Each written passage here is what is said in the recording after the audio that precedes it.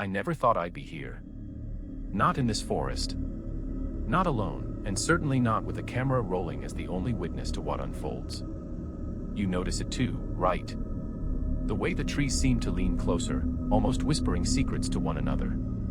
It's late afternoon, the sun barely peeking through thick, gray clouds, casting twisted shadows on the underbrush.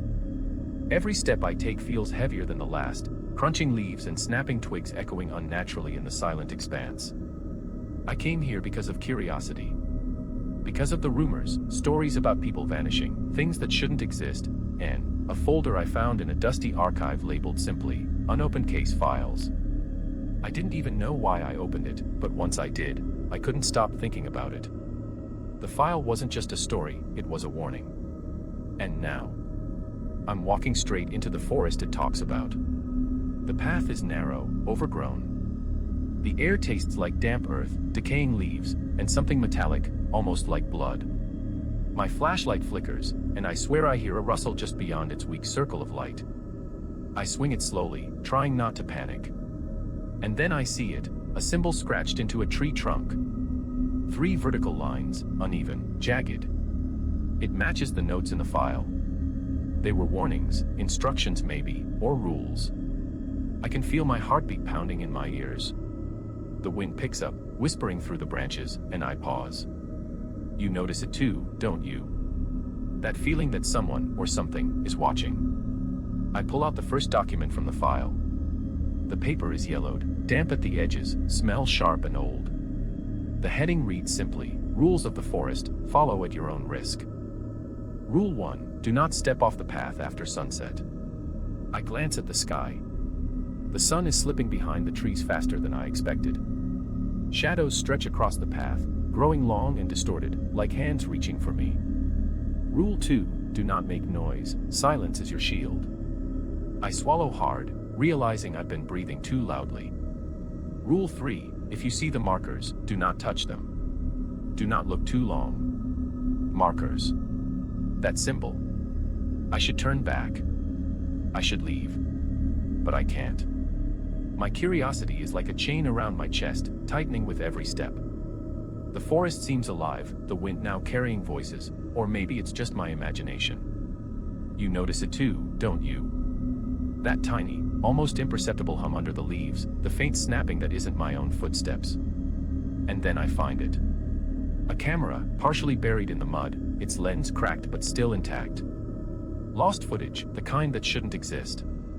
I pick it up, wiping away the dirt, and notice movement in the reflection. For a moment, I think it's me, but no. Something else is behind me, tall, still, too dark to make out. I spin around. Nothing. Just trees, swaying, shadows longer than they should be. I glance at the camera again, hands trembling. The screen flickers to life on its own. Static. Then, a face appears. Not a face exactly, more like a shadow shaped like a human, but twisted, distorted. It moves jerkily, as if trying to mimic someone alive, someone who once belonged here. I drop the camera. The thud echoes like a gunshot, and for a second, silence. Then a low, guttural whisper rises from the underbrush, "Why are you here?" Rule 4, do not answer the voices. Do not speak. I freeze, heart hammering. My voice catches in my throat, but I whisper to myself, trying to calm down. You notice it too, the way even whispering feels dangerous here. Every word could draw it closer. The forest is watching, listening, and judging. My flashlight flickers again, and I see movement between the trees. Something is moving just beyond the light, slow, deliberate. Its shape is wrong, too long, too thin. The file continues. Rule 5, if you feel watched, do not look back. Walk forward. Never stop. I force myself to obey, each step heavy, every crack of a twig like a drumbeat in my skull. My skin crawls.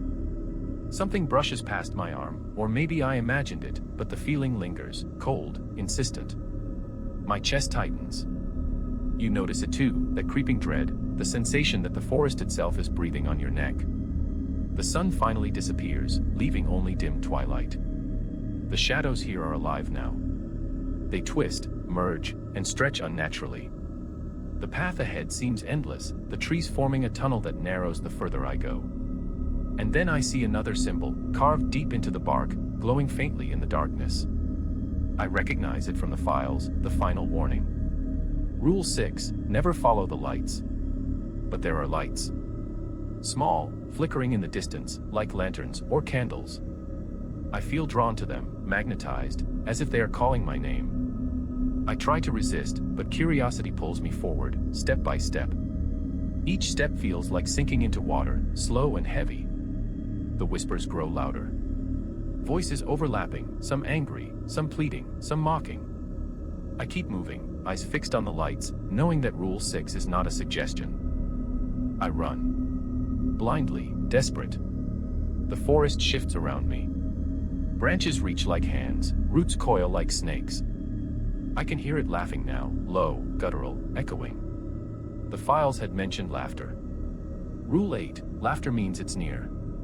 Keep moving. I obey, but my legs are burning, lungs screaming. The whispers are everywhere, in my ears, my chest, my skull. Why are you here? They ask, again and again. And then, a clearing. I burst into it, panting. Moonlight breaks through the clouds, pale and cold. I can see the symbols now, etched into the trees surrounding me. They form a circle, glowing faintly in the moonlight. In the center, a figure. Still. Watching. Its head tilts, and for a brief moment, I see a face, my own. My heart stops. The lost files didn't just warn about the forest. They warned about this. About becoming part of it. I back away slowly, camera in hand. The figure doesn't move. The circle pulses with a faint light, and I feel the air thicken, pressing down, suffocating. The whispers become a roar, voices overlapping, chanting. Rule 9, if you enter the circle, you never leave. Turn back, or you are lost forever. I turn. Run. Branches whip my face, roots grab my feet. Behind me, the whispers follow. The figure doesn't chase, it doesn't need to. Its presence is enough to drive me forward. My flashlight flickers back to life, weak but guiding. The path stretches before me, endless. And then I see it, a cabin. Small, decrepit, seemingly abandoned. The files mentioned a cabin, a safe place, the only spot to rest before the forest claims you. I reach it, slamming the door behind me. The whispers halt abruptly outside, like a switch flipped. Silence. My chest heaves. I collapse against the wall. The camera in my hands flickers, showing static. And then, one last frame. My own face, smiling, but not me. Something else. I realize the forest doesn't just trap you. It watches. It records. And one day, if you're unlucky, it adds you to its files. You notice it too, don't you? The way the shadows seem to linger, even here, even in the light. The files aren't finished. The story doesn't end. And I don't think I'll ever leave this forest entirely. And then the camera dies. The screen goes black. And the whispers start again.